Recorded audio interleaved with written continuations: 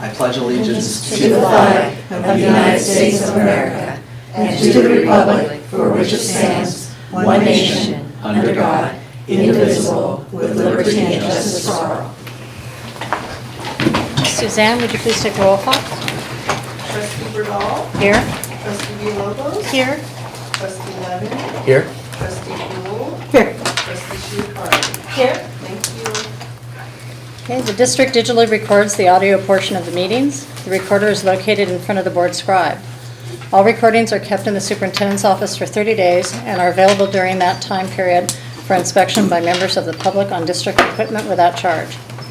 As a community service, Pacifica Community Television records and broadcasts the meetings.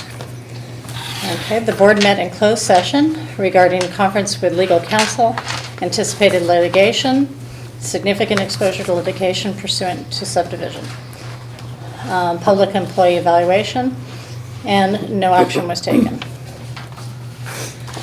Okay, approval of the agenda and consent agenda. All items on the consent agenda will be approved with one motion, which is not debatable and which requires a unanimous vote for passage.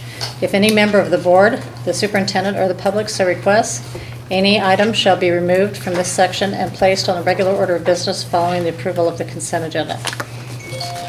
Okay. I'd like to pull 7M, BPAR 4354, Health and Welfare. 7M. Okay, anyone else? Okay. Do we have a motion to approve the consent agenda removing 7M? Do we have a second? I'll second. All in favor? Board passes 5-0. Thank you. Okay. Okay, communications. This, well, or do you want to go ahead and sign that? Okay. Yeah. So I just wanted to clarify on specifically AR 4354. There was the discussion about the look-back method, which you explained, but then I think it was you, Wendy, had made some comment that you thought this was connected with Obamacare or something, and I never heard the full. Okay, so I think that was Josie. Oh, was it Josie? Who discussed. When the Obamacare came out, part of that Affordable Care Act, there were also regulations on when you offer health benefits to substitute employees or employees that work once they reach 30 hours. And it's difficult to know because people work different hours, different weeks. And so the look-back method was an accounting mechanism in order to determine when you offer health benefits to those substitute employees. It was like just an accounting type thing. Okay. So this, we're okay with this in here because it sounded like there was some confusion about having this even in this AR at one point. Right, so the recommendation was to move forward because it is one of our current board policies or ARs, but to go with the recommended changes because it's updating it. But I think that for the future, at a future board meeting, you should look at this entire board policy in AR because as I started to do research, I didn't see it necessarily in the CSBA, how we use the CSBA manual maintenance process, but I didn't do a lot of research on it. So I think that it needs to just have someone really take a look at this particular policy in general and bring it back Next year. Next year, yeah. Okay. Okay, thank you. Okay. So, is that enough? Does that answer your questions enough to go ahead with the approval? Okay. Thank you. All right, do we have a motion to go ahead and approve 7M BPAR 4354 Health and Welfare? I'll move. Is that a second? Okay, all in favor? Board passes 5-0. Thank you. Okay, communications. This portion of the agenda is available to the public to address the board on any issue that is not on the agenda. The maximum time allowed for any speaker is 3 minutes. LSEA? Nothing at this time. CSEA? Okay, people wishing to address the board? Not having one. Okay, board and superintendent communications. I'll Would start. you like to start? Sure. So this last month, I attended a screening of the film Misrepresentation with Jennifer Seibel Newsom, which was a really nice event. Some of us went. Gathering of local women in politics from the Bay Area, and we watched the film, had a good discussion about how women are portrayed or misportrayed in the media, how to mentor and encourage young women and men to view women in a more humanistic style, and it was just kind of a nice, empowering evening. I attended the PSV volunteer reception at Sunset Ridge, which was very nice, their 20-year, and a lot of very talented children singing and dancing and playing instruments. It was really fun. Of course, our work study on LCAP and budget. Attended 2 Measure O fundraisers. Went to 2 open houses. The Lindemar open house, where which was also a combined CPAC meeting, the final one for the year. And they had a lot of good information on behavior management and all kinds of little flyers you could pick up. I picked them up for my grandchildren. And then the open house at Ocean Shore, they were still showcasing the Oceans 411 art and mosaic projects, square dancing, raffles, the whole shebang. It was very well attended. And then the other night, the LSEA, CSEA end of the year tap room event, which was again very nice. My, you've been busy.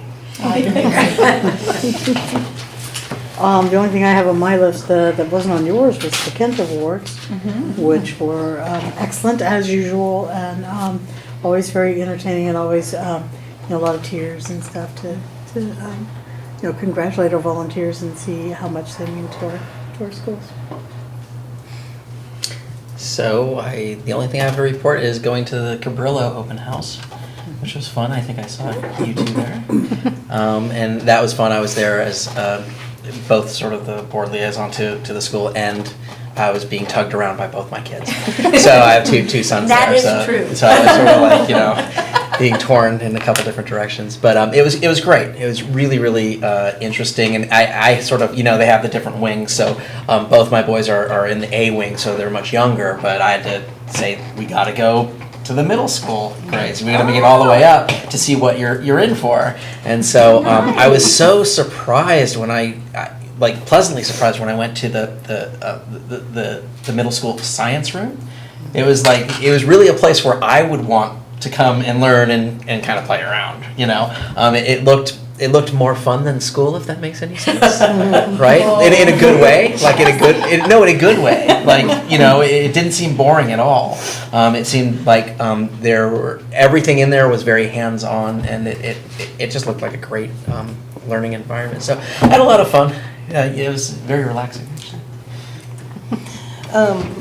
My last month has just been crazy because I had 2 graduates. So And family. and family, and well, I started with the budget LCAP meeting. Went to the Kent Awards, which I absolutely loved. They had what are the Mexican dancers called again? I know. And they were from South San Francisco. What's that? Folklore. Folklore. Yes, and they just had beautiful dresses on, and it was just very festive, and that's how it opened. Young And ladies and young yes, men. and then I was very impressed with some of the awards. I mean, it just seems like the bar is getting higher and higher. Yeah. For example, the San Mateo County of Education goes into the detention center at Hillcrest and tries to recruit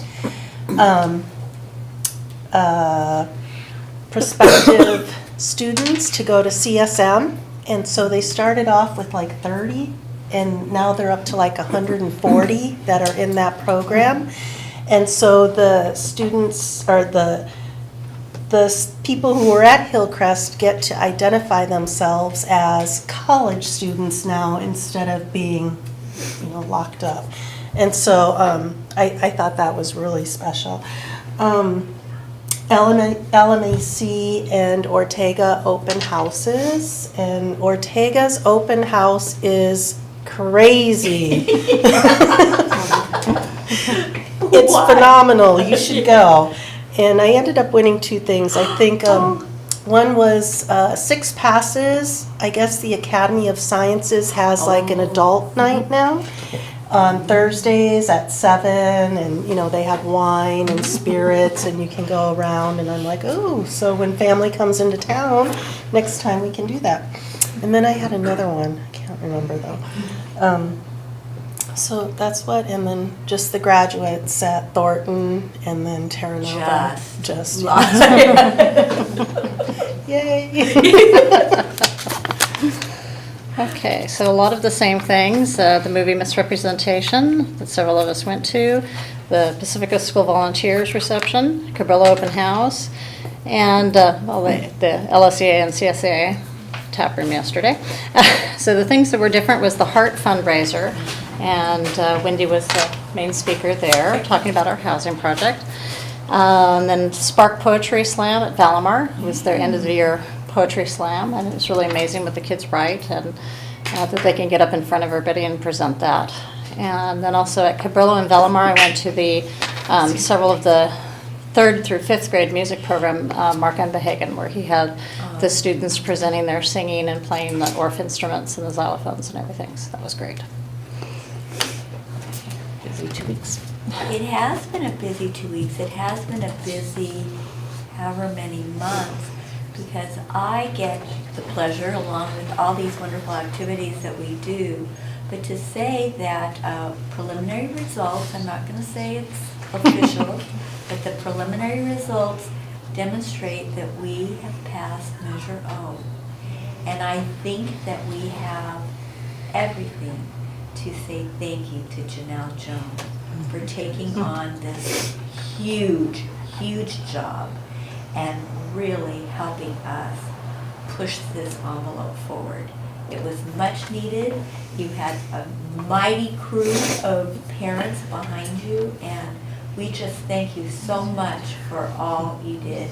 Your husband, your son, they were all there, and phone banking and having your fundraisers. And I think that this district really owes so much to you and your efforts and your crew.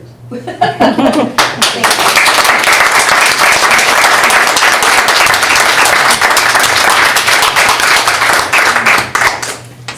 We're gonna keep watching, but I really think that we're there. So I'm not sure when they finalize everything, but we will celebrate. Okay. Thank you.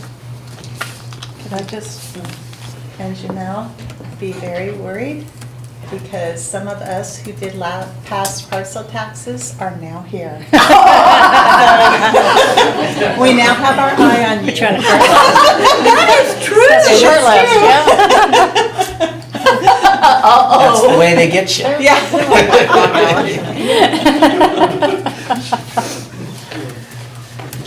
Okay, presentations. The Executive Director, Special Education, Human Resources, and Pupil Services, Maria. Maria, it's my honor to introduce everyone to Maria Gavidia, who is our Executive Director for Special Education, Human Resources, and Pupil Services. And she applied, she really did. We need an acronym. Yeah, A new acronym. we did an acronym, and I can't figure out one. So before I leave, I'm gonna have one. But we're just so excited to bring her into the Pacifica School District family. She comes currently from Belmont Redwood Shores. I always get that the names and stuff. Belmont Redwood Shores, and she's currently the Director of Special Programs, which You know what that all means when you say special programs. Everything. But her depth of knowledge, her caring demeanor, her ability to coalesce and bring people together just really showed in her interview process. And so we welcome you, Maria, and would love for you to share a few words. Well, thank you. Thank you so much, Dr. Tukla. I appreciate the warm welcome, and I'm just very, very thrilled to become a part of your community and this district. I'll give you a little bit of information about myself. I am have been in the field of special education almost consistently for the last 20 years. I started in child welfare and as a school counselor, and eventually became a school psychologist. And before going to Belmont Redwood Shores, I was working in the county office for almost 10 years in the special education department. In fact, as a school psychologist, you know, we were itinerant and we travel all over the county, and many times I was within the Pacifica School District as the school psychologist assigned to Ann Gallagher, who might still be here, I think, or No, if not, yeah. recently departed. Yes. And so I'm familiar with the community from that standpoint for sure. In Belmont Redwood Shores, I've had the pleasure of managing first I went there as a school psychologist, and then in a real leap of faith, the superintendent appointed me interim principal of one of our schools. And so I had the great joy and pleasure of being a principal of all things for a school psychologist. It was an amazing experience, and I was truly sad to leave that position, but also looked forward to the new challenge of taking on a department that was exploding. We were experiencing an unprecedented growth in enrollment during the years that my early years in the district, and of course special programs was also growing proportionately. So over the last 7 years, that's what I've been managing: the special education department, the behavior program, the mental health program, which we grew from nothing, and 504s, and just about any other program that was not related to instruction kind of falls under my auspices. So I'm used to having a lot of different hats to wear and a lot of different programs to manage. And so that was one of the things that drew me to the position here. Aside from special education, HR has always been an area of interest for me that I've wanted to pursue, and I've been through extensive training in that area and have done various tasks related to HR, of course, as a program director. And student services is just student services. We all pick up those skills and experiences as administrators in a school district. So I'm looking forward to being involved in all three of those areas, and whatever else you throw at me. We'll see. We'll see what the future brings. Be careful with what you say. I'm a native San Franciscan. I am a first generation of Italian immigrant parents. Born and raised part of that time in North Beach and then in the Glen Park area.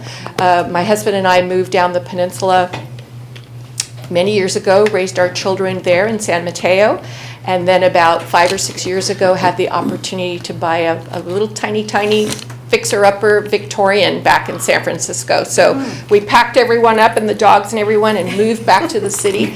And we've been having a lot of fun there, just working on many endless projects on our house and enjoying city life. My husband is from El Salvador, has lived in this country for almost 30 years, but his mom is fifth generation San Franciscan, so he has roots in both countries. And so he's kind of having fun getting to know that side of his heritage. And our kids, because it's impossible for kids to survive on their own in the Bay Area. My daughter's a graduate of UC Irvine. She rents our in-law unit from us at a good rate, so that the trade-off for us is that she gets to stay around in the area. She works for Adobe.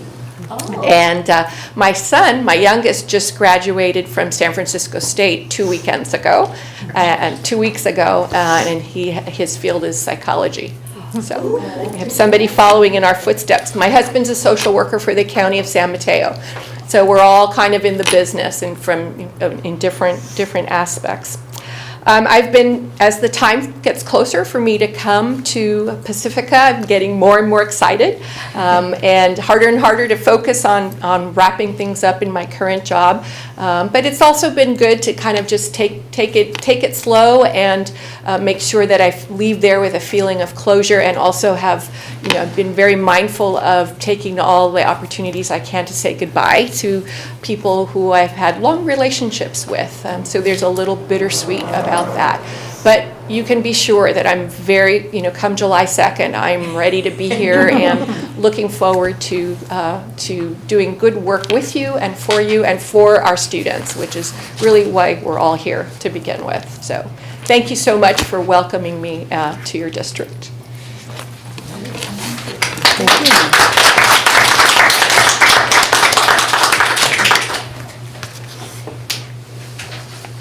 Okay, district business. We're gonna have to wait. Oh, we need to wait till, On those public hearing ones. So. 4 more minutes? Yeah, let's go to the job description, and then maybe we could circle back. Okay. So 10D, job description, custodian 2, maintenance worker, groundskeeper, Josie? Okay, this job description was recently created in the last 2 years. It's somewhat of a floater position to support the maintenance and operations and cover for absences. And the position's gone very well over the last couple of years. It's been really helpful for the departments. The person who held the position recently resigned, and so we thought it just right to look at the job description and see if there were any changes. And so there's very minor changes added to this job description that's posted tonight, just to keep it current.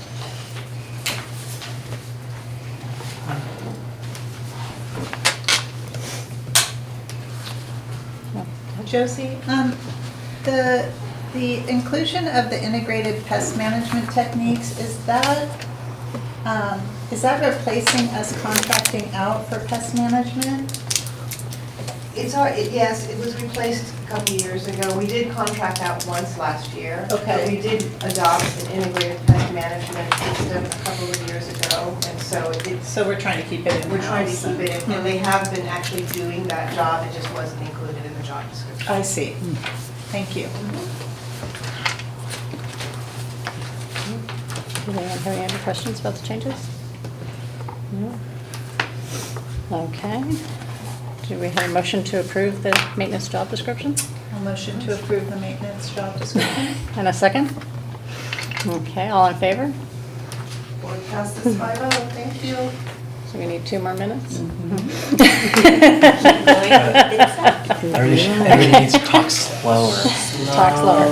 Okay, 10E, memorandum of understanding for SMCOE BITSA services. Wendy? So what we have teachers who are newly credentialed, and what must happen is they go through an induction process for 2 years. And in the state of California, it's called BITSA, the Beginning Teacher Support and Assistance, I think, program. And we currently have, what we do in our district is we provide that service to our teachers. There are some districts that do not, that they need to go to independent universities and fulfill this requirement on their own. But our district, with parcel tax dollars, provides and supports that process for the teachers. So currently, this year, we had 7 first-year BITSA teachers and 6 second year. So the following next year, we anticipate having approximately 7 BITSA first-year teachers, and we will hopefully have moved 6 of them over. 1 is not returning, who was a first-year BITSA this year. And so we will have 6 next year for their second year, and then they will complete and graduate. So it's a wonderful program. It's pretty intense. They have to go through a process of developing a portfolio, et cetera. But it's been we've been really appreciative of having San Mateo County Office of Ed, who has a qualified BITSA program through the state. And so as you can see, the cost is $2,500 for the materials and the professional development, and $2,000 for the support provider. And the support provider is like a teacher coach, and what we've been trying to do is build internally with our retired teachers to potentially become BITSA support providers so that they know our curriculum and can help our first year teachers. We also have some teachers who are part-time teachers who job share, who are also support providers, especially in special education, because it's hard, you need someone who has that expertise and background.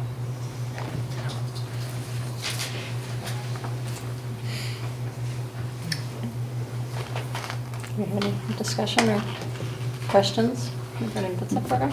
Is $4,500 sort of the going rate? Just, it doesn't matter where you go. It doesn't matter where you go. Yeah. Except if you're at a university, because you pay for units. Yeah. So,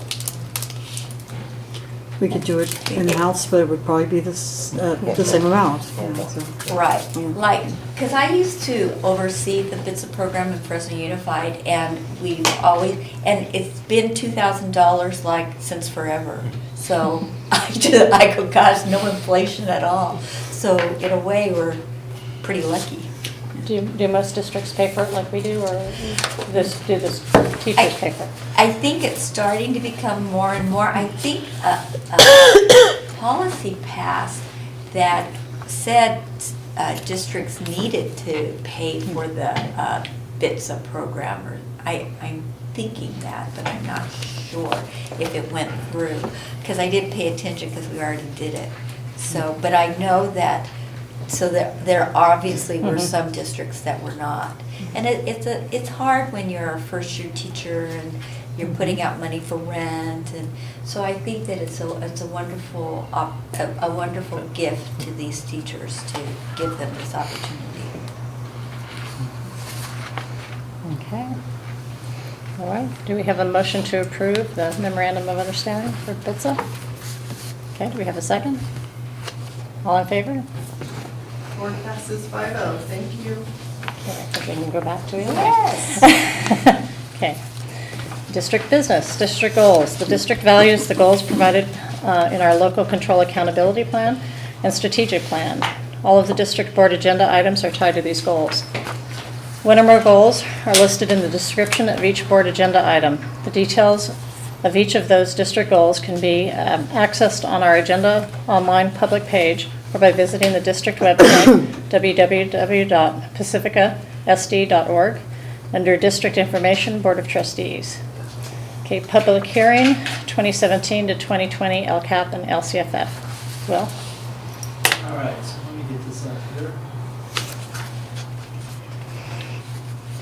All right, so this is our public hearing for our local control accountability plan, known as the LCAP. As stated when we were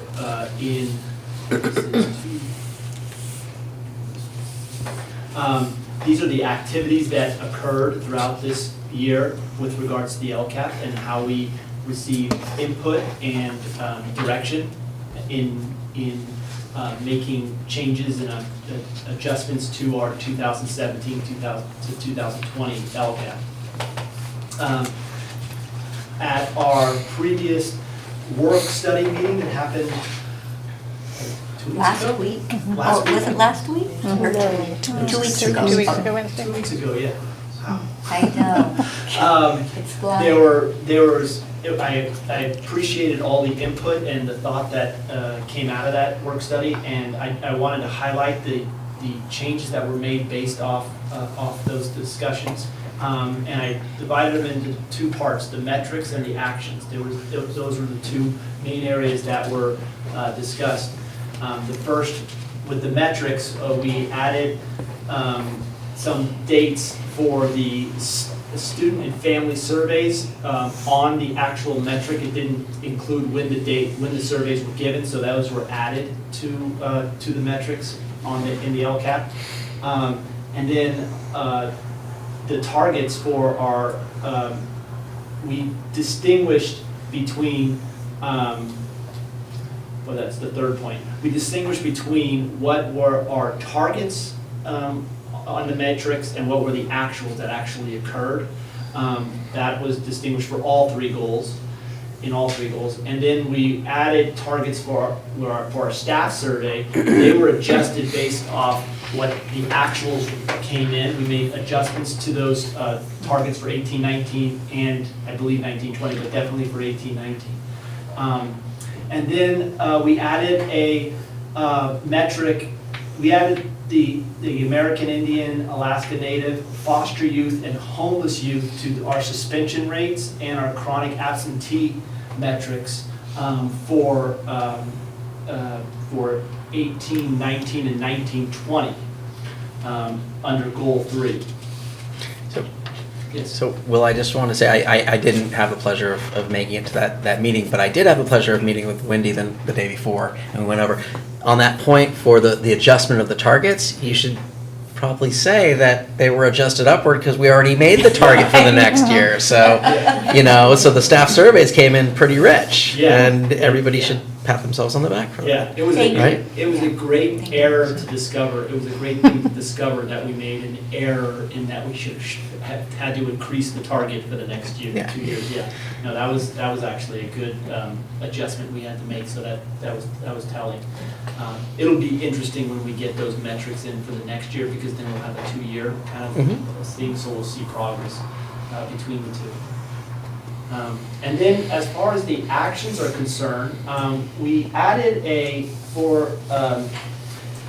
we have videos. One of our actions in Goal 1 was about trainings that were on video so that teachers could access those videos. So one of the suggestions was to add a helpfulness rating. Like, so if a person saw the video, they would say, oh, this was helpful, and they could actually rate it. So that would help us in future videos that we would want, training videos that we would want to put on there.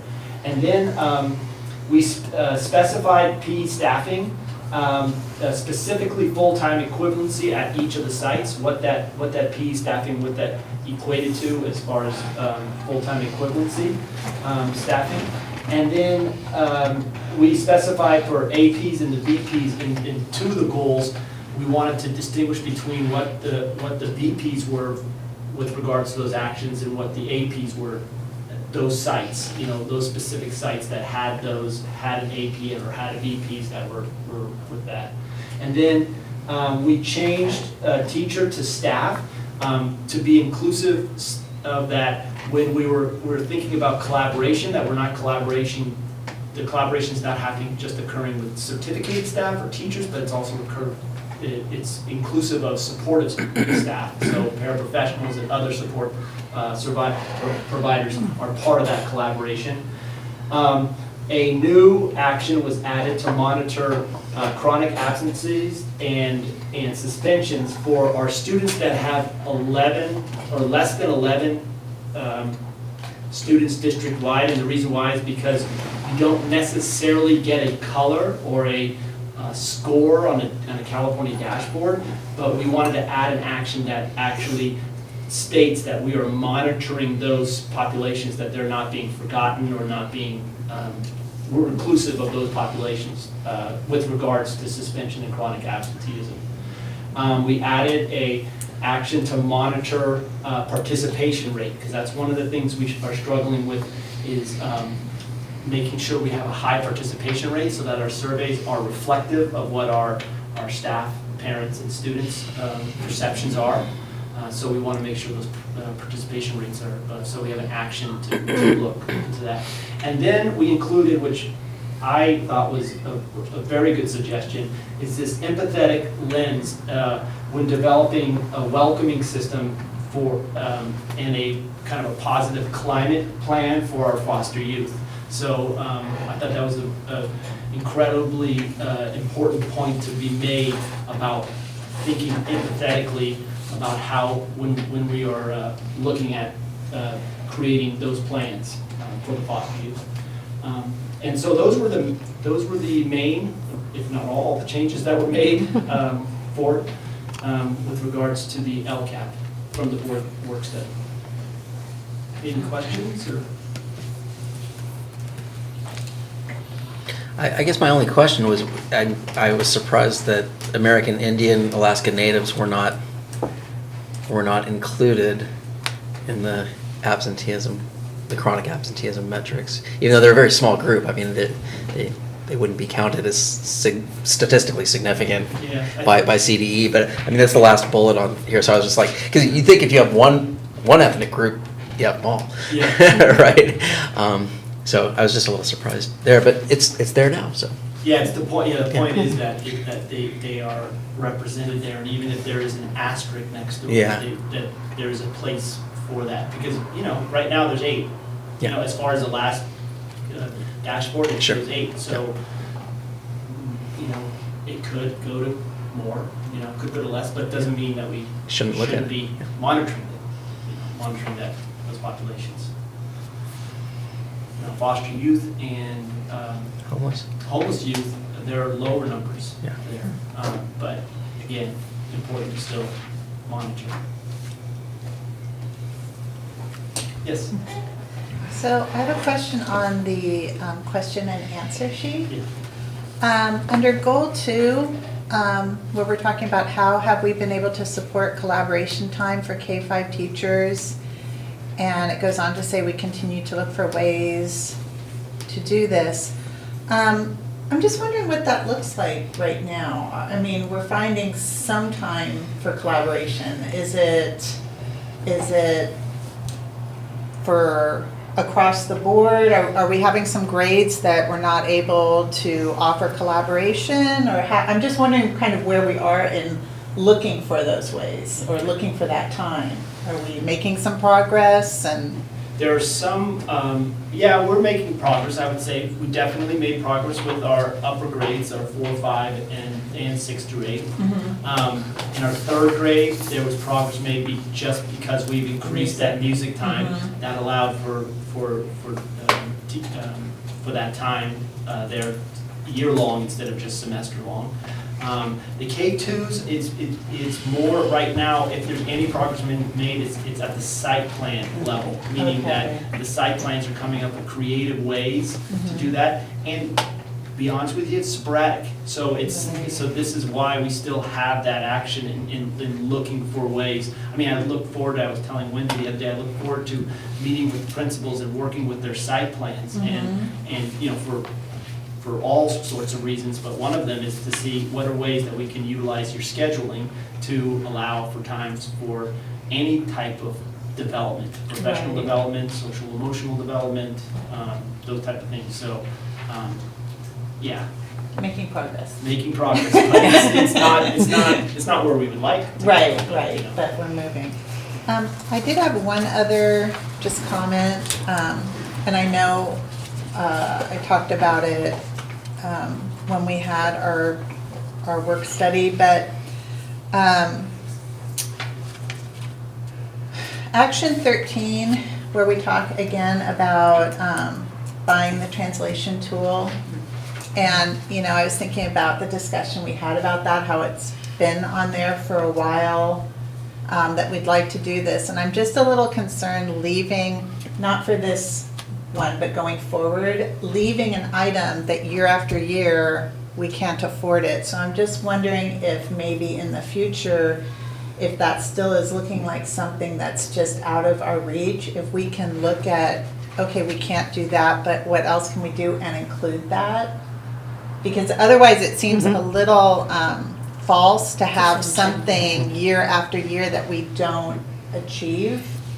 And that is the action around translation device for like meetings and those right, the translation tool. So our hope is, considering recent news We may, that's one of the things that, from what I understand, is going to be a priority, is Okay. to purchase those Okay. devices for each school. Okay, You know, especially making them available to Mhm. and then the next step would be to have a translation group of people, you know, people who can do the translation and Mhm. utilize those tools. But yeah, I see it, you know, with the recent news, I see us being able to Right. to do that, because I know, Okay. I know it is a priority with that, with the tech part of that money Mhm. to do that, so. Okay, great, thank you.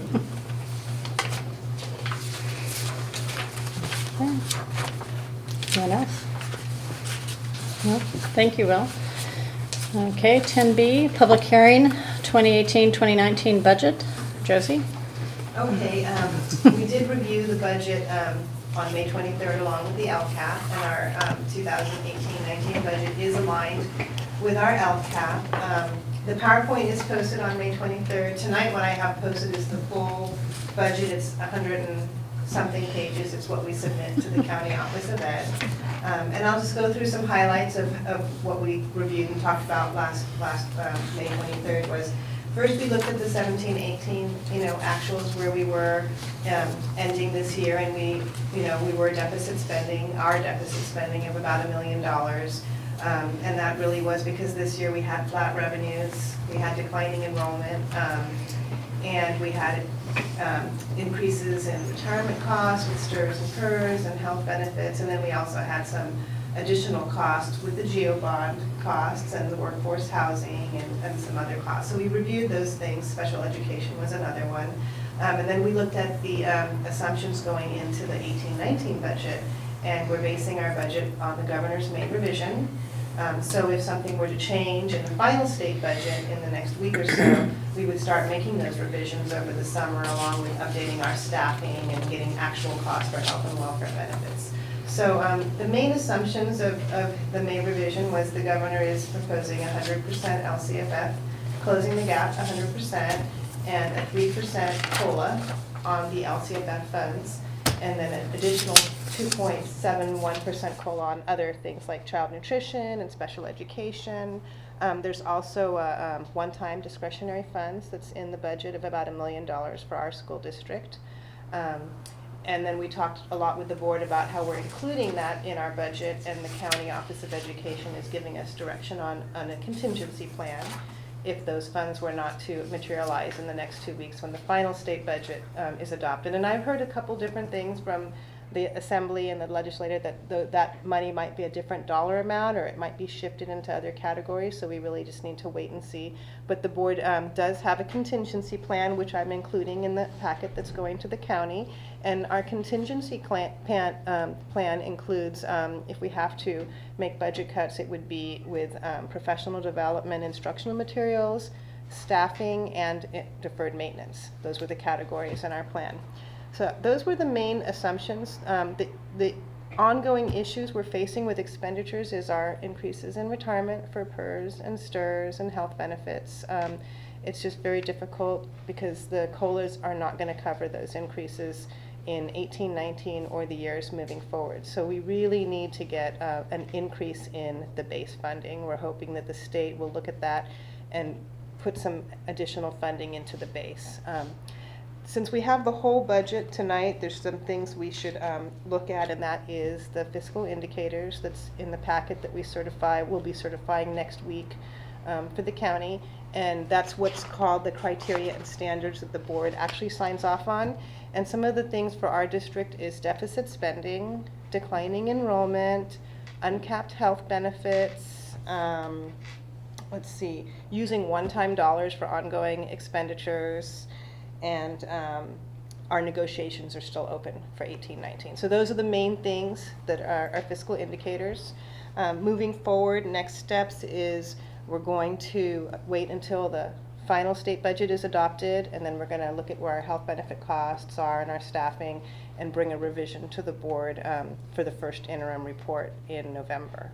So that's kind of like the highlights. I didn't bring the PowerPoint back up, but I think I covered most things. We had a parcel tax summary in the PowerPoint.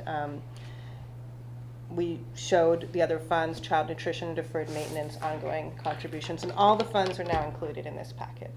So I don't know if we had a lot of discussion on May 23rd. I don't know, Jesse wasn't here, if there's more questions or discussion, things that you thought of since then that you want to discuss.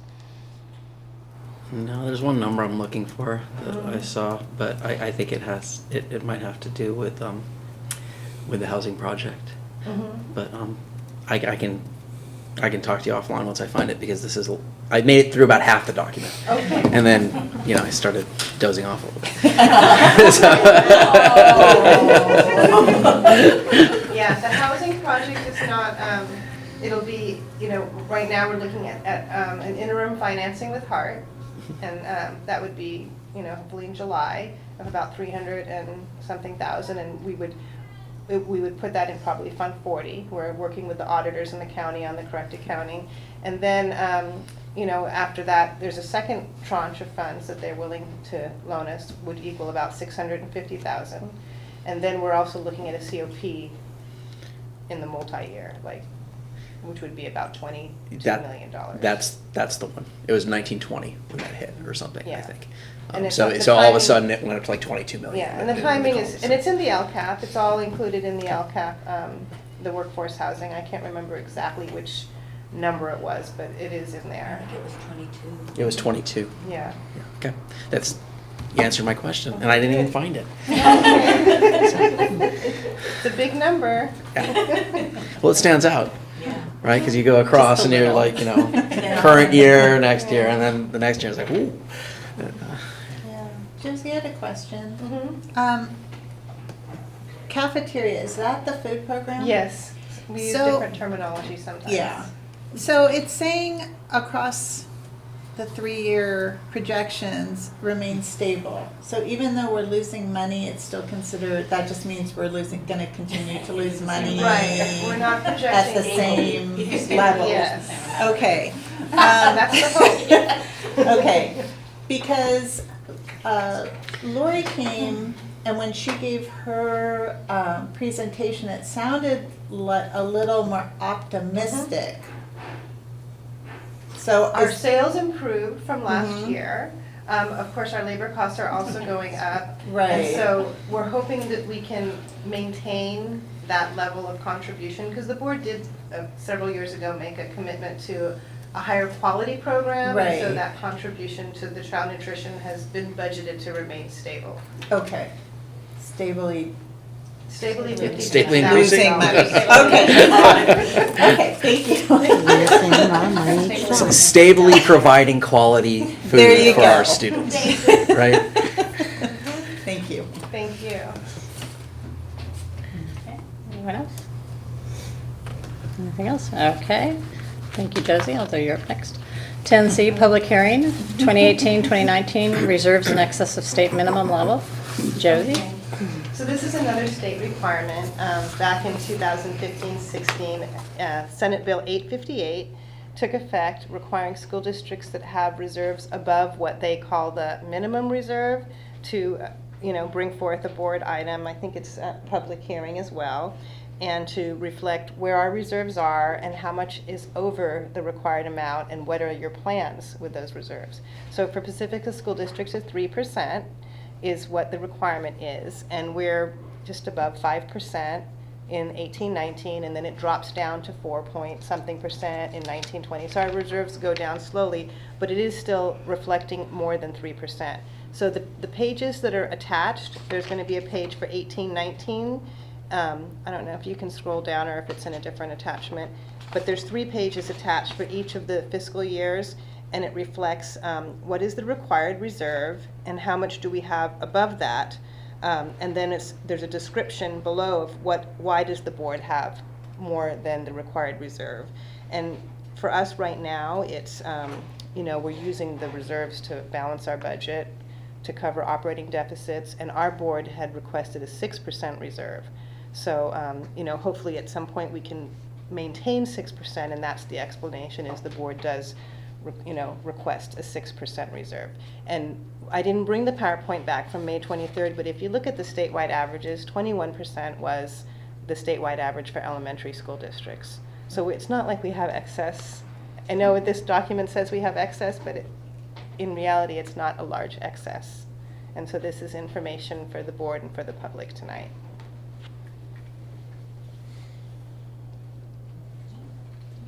You just said 21% is the average reserve? Yeah, if you look at the May 23rd, and it had high school and unified high school, and 21, and that was, I think it was 16, 17 numbers, because CDE is always a little, it was either 16, 17, or 17, 18, but 21% was the average. I thought the state Yeah, had a but- cap on that. but- That was much lower than that. Well, On what you this can is have in the- reserves. this document, excess reserves, is, and so you have to explain it. Oh, okay, but you can still have it. No, they got rid of the cap, Oh, okay, right? yeah. They got rid of the cap just Well, a I thought they year or just two raised ago, it. right? They raised it a little. Yeah, they Or- raised, oh, they raised they it? They raised didn't get rid of it. but for community-funded districts, they do not have a cap. Yeah, okay, so that's it. So, that 21% is kind of a shocking number. I don't think that it's altogether in line with, it's not an appropriate number, because the thing is, you have your Portola Valleys or your, which don't have a cap, and then remember, they tend to be much smaller, so you'd want to take a pupil weighted average of that cap to get a more, it's almost like the cap associated with the average child in the state, rather than the cap associated with the average elementary That's school or true. something like that, right? Because otherwise, you have your Palatos and your Portola Valleys and all the other very well-to-do places really pumping up that average. But I mean, it's a shocking number. It's good, but like seeing the pupil-weighted average, I think it would come down probably. Yeah.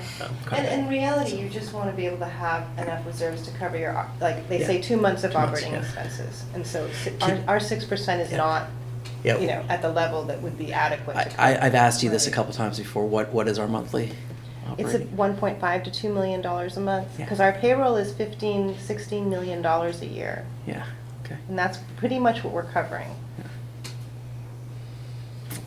I think the budget presentation clearly defined why we need a Yeah, healthy reserve. Absolutely. So, Okay, any other questions? It shows you don't go anywhere. 10F. Report interest earned third quarter, 2017-2018. So this is an information item we bring quarterly, and if Will can just bring it up. We bring a quarterly report to the board to show that all of our funds are in the County Office of Education, but it reflects by fund the interest rate and the interest earned for this quarter and then for the year.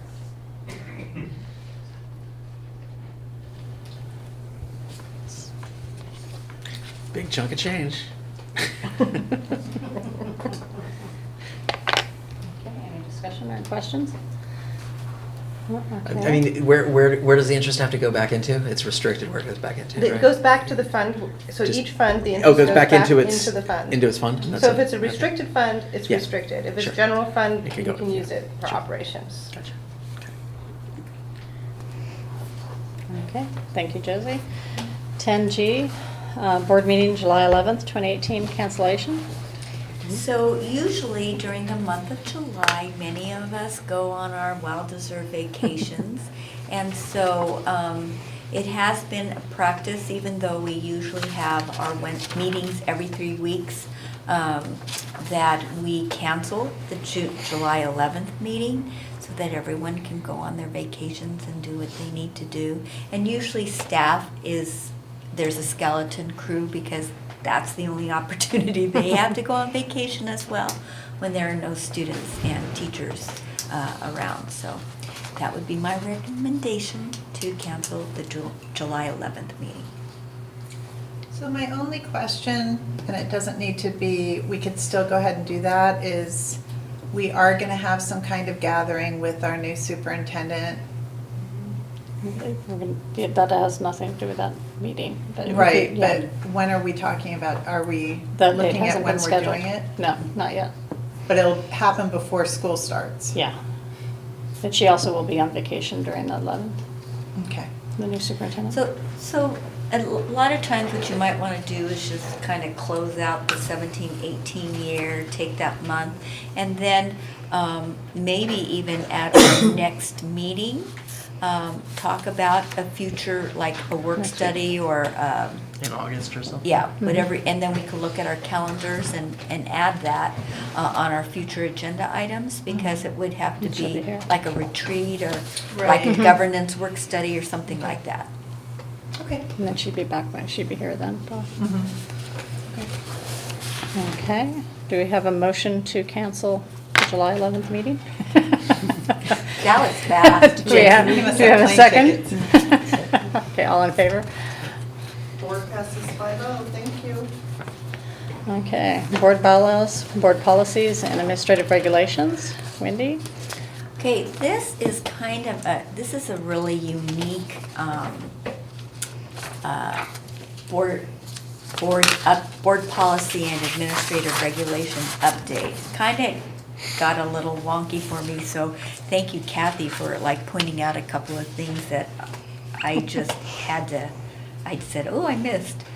But this group of board policies, administrative regs really apply to AB 699 to be updated in relationship to the title Educational Equity, Immigration and Citizenship Status Bill. So we had to make certain that we are in alignment with what AB 699 guidelines are. And it's about personal information from handling personal information from students and families, responding to information requests regarding these items, procedures if immigration agents are requesting access to the school grounds. And so we had a resolution that really addressed some of those things, but now we need to make sure that it is embedded in our policies. So what I'd like to do is just go through those policies and see if there are any questions in relationship to them. So the first one would be Board Policy 1250, which is visitors and outsiders. Now on this particular policy, excuse me, what I neglected to do was to select option 1 or 2. If you could bring that up, or to show what that was. And option 1 is any person who is not a student or staff member shall register immediately upon entering any school building or grounds when school is in session.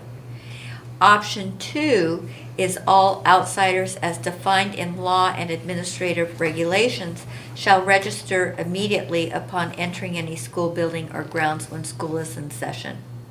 Or excuse me, all outsiders as defined in law. We go with option 1, any person who is not a student or staff member shall register immediately. So that's the suggested option, and that is the option that we do have in our current board policy. So would that be appropriate to, okay. Then in administrative regulation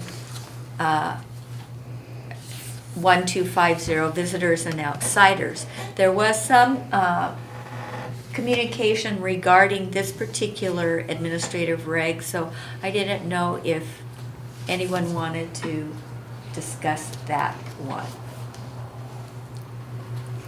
It is surprising. So when it talks about any person other than the following is considered an outsider, so therefore would need to register, which I assume registering is when you sign in. It does list governing board member or district employee, but I've been on school grounds and have been asked to sign in or wear a visitor's pass. And so, which is fine, but as I said to Wendy, I think our practices need to be consistent with whatever is in our administrative regs. And I don't know if anybody else has experienced that. Am I the only person they make sign in? I just walk in. and- Ocean Shore, I think we signed me in. Right. Yeah. Ocean- That's the yeah. only one. See, so it really is kind of dependent. Now, so let me make sure I'm clear. It says any person other than the following is considered an outsider.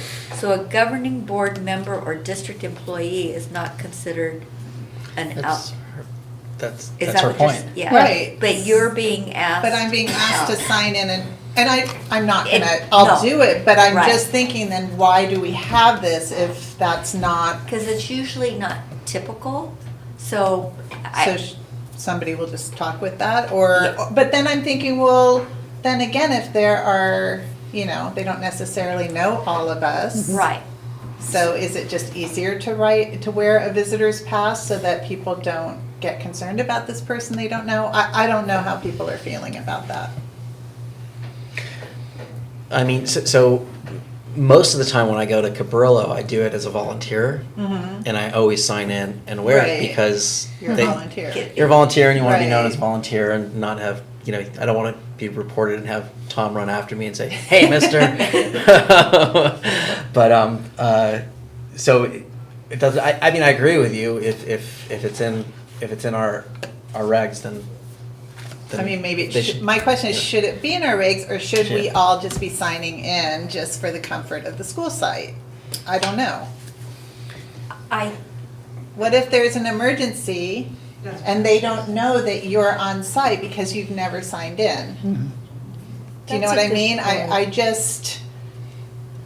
I'm not trying to point out a school, I'm just thinking logically what makes more sense. I mean, it's not a big deal to me to sign in and sign out and put an Apple sticker on, but, it might be better for, if there was an emergency, then if they're looking at their list, they'll know And you're another that's person. one of the reasons why you sign in and sign out. Right. So I really think, again, it's like you said, not to belabor it, but Right. I think it depends upon how long you're gonna stay, what the issue is, I don't.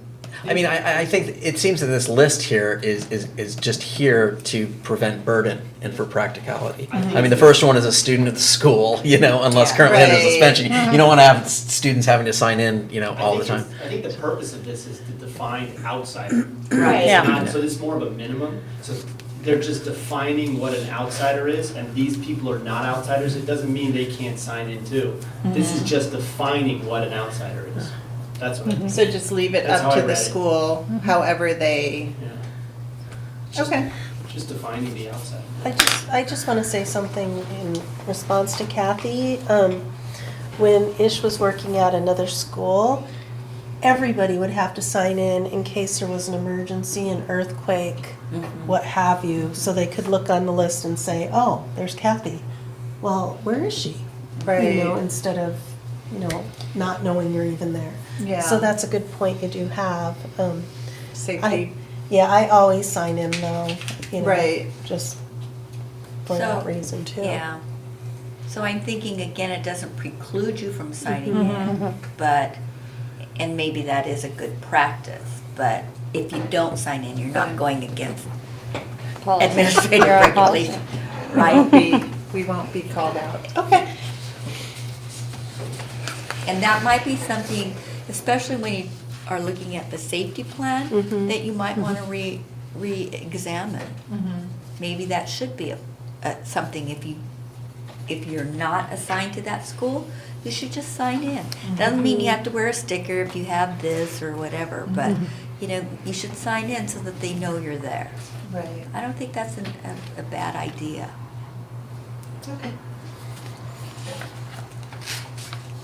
Okay, so, any questions about visitors, outsiders? Okay, BP, student and family privacy rights. Now, the interesting thing about this one is it was both a CSBA sample revision, a manual maintenance revision. At the same time, county council wanted to update this to be in compliance with AB 699. So what I did here was I took the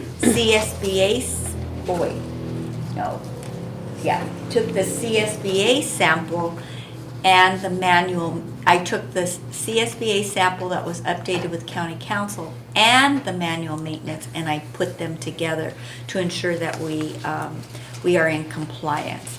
And what I discovered there 5022 was, no, I think board policy 5022, I went ahead and did that correctly. It's the AR that I need to adjust.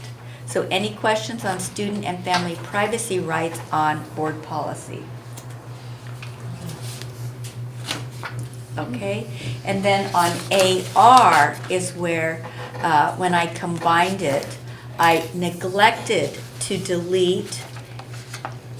If you look on the last page of AR 5022. Oops.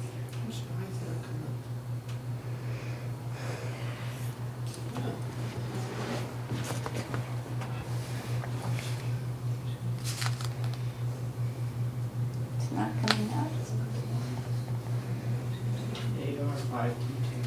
AR 5022. Attachment E.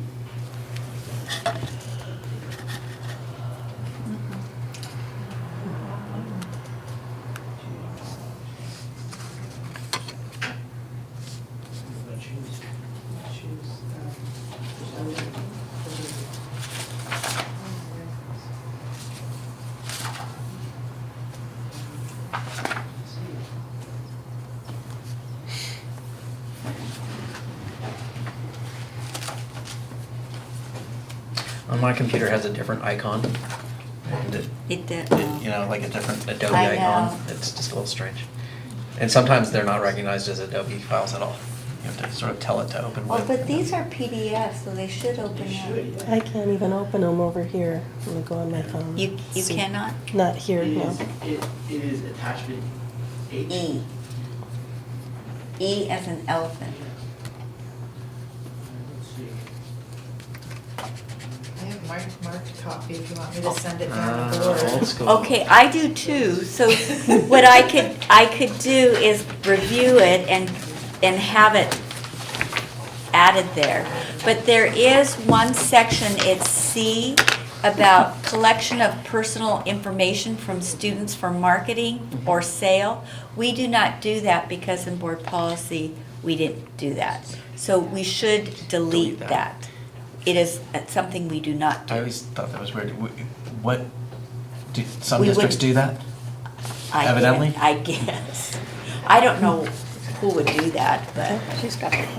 so that I would suggest deleting that if that's okay. Are we all in agreement with that? Thank you. And were there any other questions in AR 5022? Okay, now we're in, I guess I got out of sequence. No, I didn't. No. BP 511, which is, I have to get mine. Admission. Admission. Admissions? Mhm. Were there any questions on BP 511? AR 5125, student records.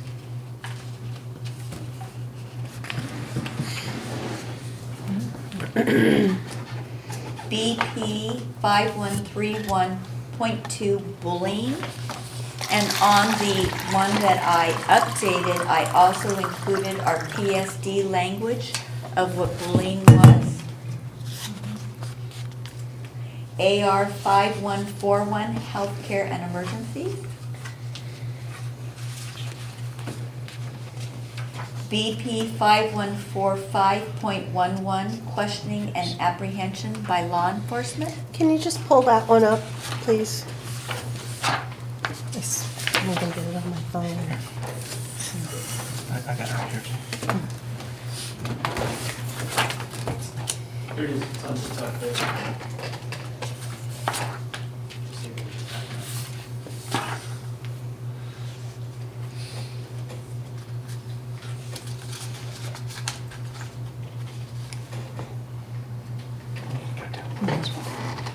So I'm just curious, our officers are friendly we'll say, to students who might not be here legally? Is that what I heard, or?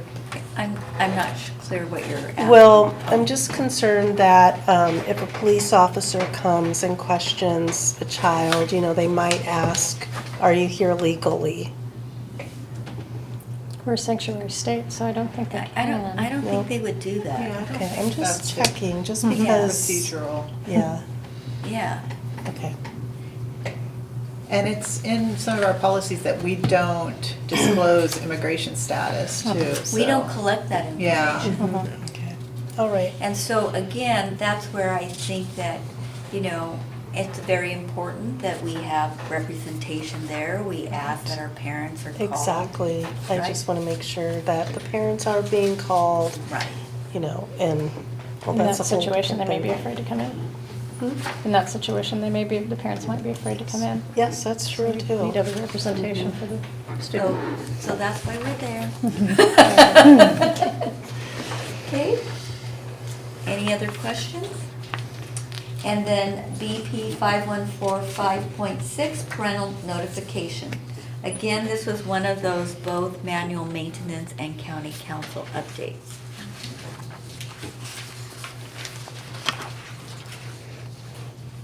Okay. And we have that one listed again for discussion. The same one. No, that's an exhibit. I'll Okay. explain that separately. I know. It got very complicated. I had to sit and really think about all this. Okay. Thank you. And I will bring this back to second reading with those amended changes.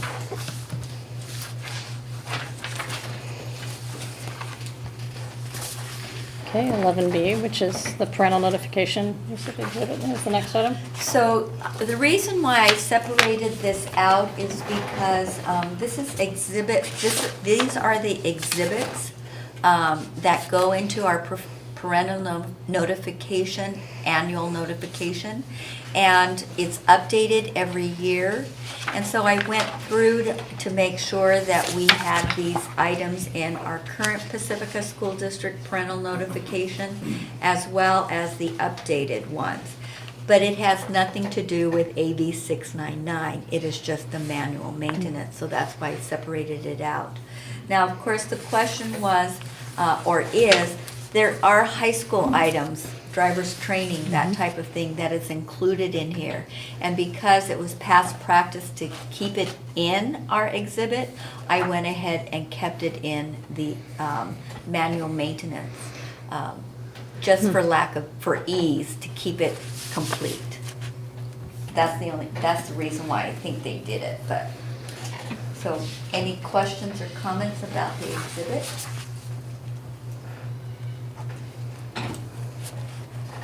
Okay, Okay.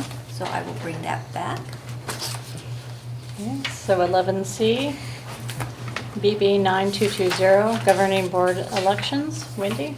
So I bring this forward to you because we do have 3 board members who will be hopefully signing up or to be reelected or run for office. So with that, I need to submit a, what they call, let's see, what state law requires to provide information regarding the election of our officers for our district. So with that in mind, I wanted to review BP 9220 and unfortunately, CSBA did not update the one that we did a couple of years ago. That's why I'm using this one, because this is what we actually went through in talking about what it is we wanted to accomplish. So that's why I have this one loaded in. Okay? So if I could walk through the board bylaw, if there was, as I said, there was a need for some districts to move their elections to an even year. That was not us, and so that's why I had a whole section deleted. Then under elections, process and procedures is kind of where we have to, I would like to have some in-depth conversation. And that is on page 4. There are 2 options there, and option 1 is if we were an election by trustee area. We are currently option 2, which is an election using at-large voting method. In order to go to option 1, you will have to do some rearranging. So at this time, and I don't necessarily know if you'll be able to do it in time for our next election, but it's something to consider, and especially when you do it, the census would be a good time to maybe reevaluate it, because you have to go through a demographic study. So option 2 is our current practice. So is it okay to stay with option 2? Then when you go to page 5,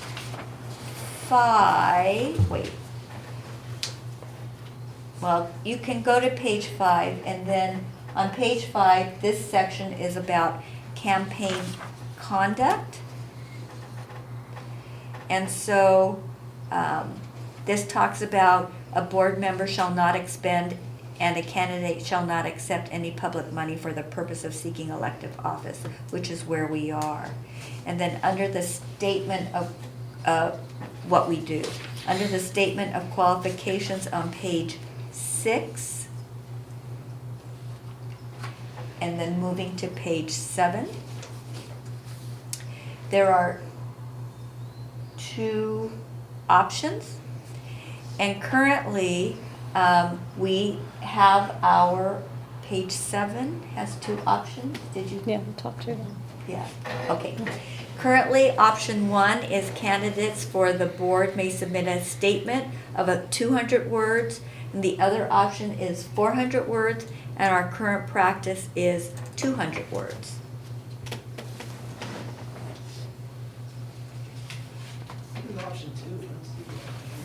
Option 2. It's lined out. It's up at the top. So would you like to stay with the 200 words rather than the 400 words? Okay. Then on the next page, page 8, this option, there are 2 options here, and one is about the district assuming the cost for printing, handling, translating, mailing, and/or electronically distributing candidate statements filed to elections code, which is our current options. We modified that the last time we looked at this. Or option 2 is that the district shall assume no part of the cost. So that becomes the question of whether you want to maintain option 1 or go to option 2.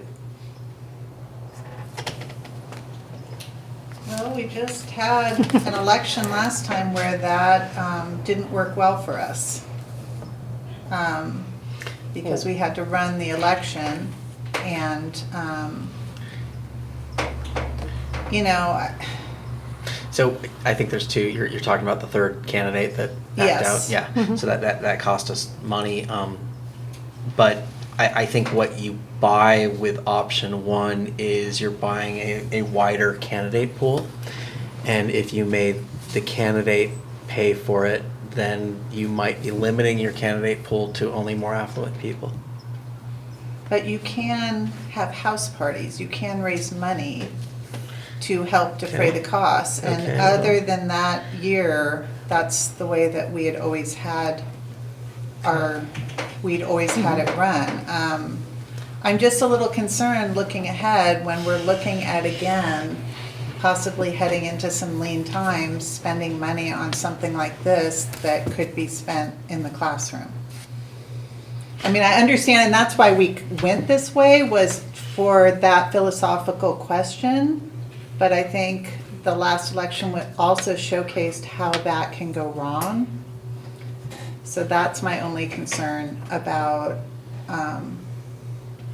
continuing this practice of having the district pick it up, because I just wonder if it makes it a more serious decision if you're actually having to. Could there be an option 3 or an option 1.5, as it were, where the costs are shared? No, We looked into we that. looked into that. Yeah. I'd just like to jump in and say that being somebody who has limited income that goes to 4 different kids, I think option 1 is something that is kind of open to more people if they know, that the district is going to help them. I think when I first looked into it, it was like $300. So when you're talking about $300 and doing a statement, that or, my kid's soccer, so, and we're fortunate that we can even do soccer. So I think I agree with Jesse with the larger pool, if we have some people who want to run and, right now, the housing costs and the food costs and everything is really high. And if we want to have a full representation of Pacifica, I think we need to let everybody have that opportunity. I mean, that's where I'm coming from as well, and just for a little more pushback, let's say that I really want to run, but I'm low SES. I'm not going to have the means or the spaces to have fundraisers as much as sort of the next guy a more affluent candidate who might not even need to raise that much money. They might be able to afford it, right? But I think I'm with Laverne on this. When you have non-serious candidates, then you end up costing the school district That's the upwards of problem. I think it's a lot more than $30,000. $300. It's 30,000 at that point when it's. When it goes the whole way. You're not really talking about 300. Sure, so the question is, how often does that happen? The one time we tried it, so 100% of the time. So far. Okay, That's the only time we've ever tried it. Maybe it was bad luck, it was just spurious. Maybe we could try one more time before we give up on that. Having grown up in a state that, when I was a kid, had poll taxes, and so that was how you kept minorities from voting. And I think, and so this kind of feels a little bit like the poll taxes of old, in that you have to have that money before you can run for office, and that does not seem fair and equitable. So I'd like to see if we could hang on to this one for one more election, and before we think that this is costing us $30,000 every election because somebody runs that really shouldn't have thrown their hat in the ring. I mean, it always is the chance that you take, but then the people probably defended the poll tax by, that guy doesn't know what he's voting for. So, but if, so we can keep him from voting by, making him have to pay. Well, we can keep people from running by making them have to pay, but it just smacks of something evil.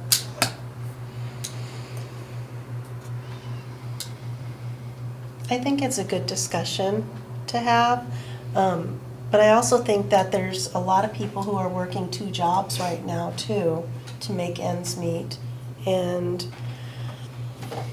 I just really feel that some of us don't have the same economy that other people do, and we need to look out for everybody. And it is unfortunate that somebody decided not to run, and we wasted money on that.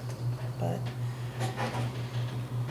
Is there any way to have them sign or acknowledge an agreement that this is the end result if you back out this?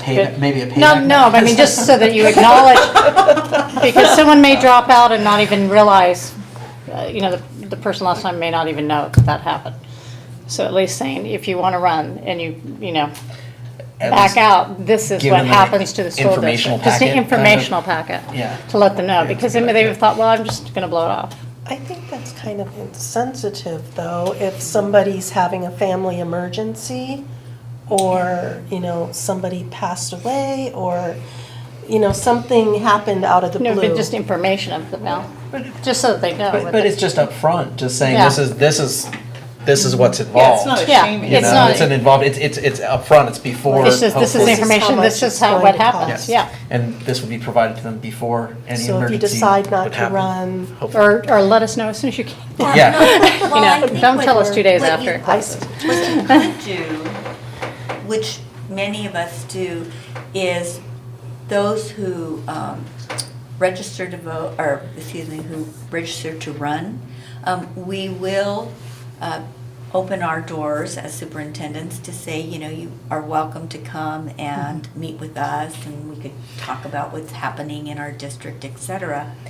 And one of the things that we might do then is to send an invitation and attach, this is what we have done to encourage people of our community to run. And this is, kind of lay it out in a nice way. And please make sure to set up an appointment to come talk to me if you would like, information about the district. It's interesting because there's language that's in the reg right now that's for the orientation, which Yes. is one step further, where it says the board encourages all candidates to become knowledgeable about the role of board members. Superintendent or designee shall provide all candidates with information that will enable them to blah, blah, blah, responsibilities and expectations. This is like one step before that. Well, Like- and we could like, also yeah. embed it in there, thank you for, Running. yeah, and, The this deadline is this, so if you're gonna change your Yeah, mind, do it now. please. Yeah. Well, or realize that there's a significant cost involved in running, that the district is more than willing to pay, but please take it seriously, right? Maybe a little gentler than that, but don't get cold feet. But paying for elections is the cost of doing business, as the school district has to have that cost because we have to have elected. Well, that's the thing. I mean, But it I was see it as the cost of unnecessary. having a representative pool of candidates, right? A pool of candidates is representative of the public, and if you narrow that focus, you might actually be passing up a lot of really good potential. Not only the representation, but really good candidates that simply can't afford it. So what I can do is bring this back as an action item, so you could sit and think about it and, and then I need to submit something to the elections office, so I will put that further down the list of our agenda items. So based on the actions of what we do with this particular board bylaw, then it will be reflected in my response to the elections office. Does that make sense? For next meeting, the Next week. 13th. So why don't we think about it, and we can have further discussion, and then we'll take action. Okay? And then there's a the votes in board member election. There are 3 options there. One is to, if there is a tie, we go winner by lot. The second option is that you would have a runoff election, which means an added cost. Or the third option was sort of a combination of it, that prior to the election, you will decide whether you want it by lot or runoff election at a prior board meeting. Okay? And so currently, that's how we have it, that we will make a decision before the election. Is that okay? All right. So we will bring this one back as an action item on the next board meeting. Okay. I wish we had that many people running, that Yeah. we'd have to have a, Have a runoff? Yeah, yeah, I know, true. Okay, thank Okay. you. 12, future agenda items. Okay, so, I didn't think we'd have this much to do, but we have a lot to accomplish. I am gonna go ahead and move forward on the textbook adoption, Realidades. I did find some notes that Keith Irish actually took for us, and I'm just trying to confirm it with Dr. Deloria and Mr. Irish in relationship to our understanding, but I think I'm sort of ready to go. We've already built our master schedule around it, so I will bring that forward to you. There will also be, hopefully, a resolution for our bond, which will then allow us to start moving forward in preparing for that. Thank you again, Janelle Jones. And then I think we will be ready to bring an update to you on the history, social science adoption. We're thinking that we will be able to move forward with the grades 6 through 8, and we're going to survey them this week. And then we will take another year with K-5 just to make sure that they have an opportunity to use some of the, there's 2 options: to do an integrated model or to look at TCI, which grades 6 through 8 is looking to adopt. So we want to give them some time to do that, because historically, although as we could see, you know, our history, social science framework has really made a huge shift. The textbooks usually sit on the shelf, so we want to make sure that we pilot TCI to see that we would use it. So I would like to put that on the agenda as well. Any other questions? Okay. Can we talk about the graduations? Oh, yes. I work, and unfortunately with my 2 kids graduating and for the superintendent search, I've kind of Tapped out? Yes, tapped out. So I'm hoping I can make the LMEC graduation, okay. but Ortega would just be impossible for me to Okay. make. I would take it for you, but I'm gonna be at Sunset Ridge I know 15 minutes that. later. Oh, yeah. I can't. It had to be. And that would look pretty shoddy if I just, hi, Bye. bye. See you later. Yeah. Is there anyone else that could attend maybe the Ortega one? I can check my schedule. Okay, thank you. Yeah. Thank you, Kathy. Sure. I was already planning to go to Sunset Ridge and LMEC, but if you really needed me, I could switch, but I was carpooling Okay. a group up to Sunset Ridge, so Yeah. they'd have to find other Right. transportation. right. Okay. So I was gonna be And the other 2. I could probably do Ortega and not do Sunset Ridge too, just so that we Yeah. have representation. Okay, we'll figure it out. Thank you for letting us know. Okay, anything else? Okay, so meeting adjourned at 8:38. I can see that far.